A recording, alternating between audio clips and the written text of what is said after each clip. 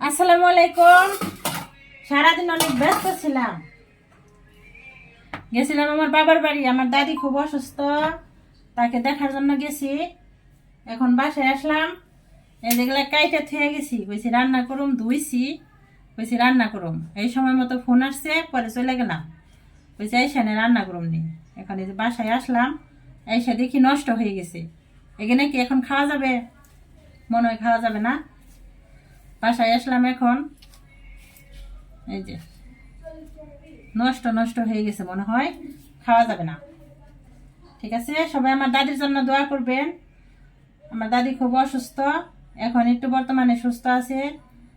মানে আমার চাচি ফোন করছে আমারে যে তোমার দাদি খুব অসুস্থ, যদি দেখতে চাও তাড়াতাড়ি আসো।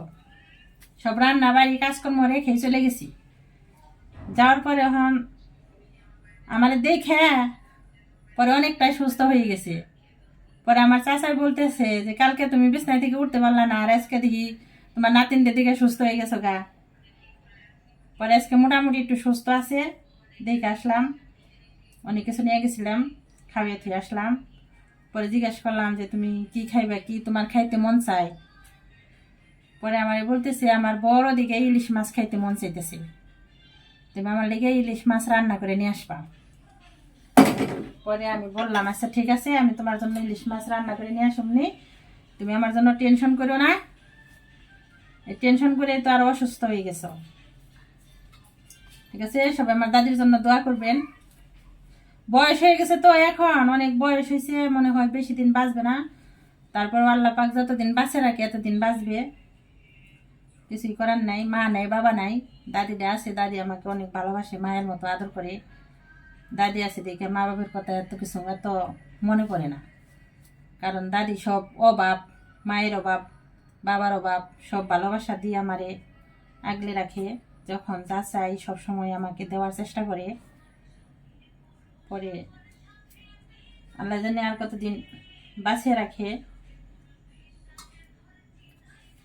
এইটুকুই, আপনারা সবাই দোয়া করবেন। এগুলা খাওয়া যাবে না মনে হইতেছে। এই শান্তা, এই শাক কি খাওয়া যাবো? দেখো তো,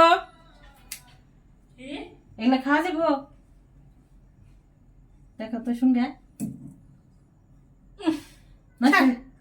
নষ্ট হয়ে গেছে। আহা, আমার শাক তো অনেক পছন্দ। তাহলে দেখ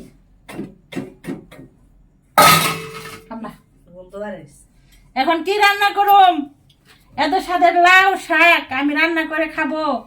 এখন এই যে নষ্ট হয়ে গেছে। সকালবেলা রান্না করবো, ধুইছি, একসাথে তো ফোন আসলো, তাড়াহুড়া করে চলে গেলাম। যাকে কি আর করার, রেজেকে নাই।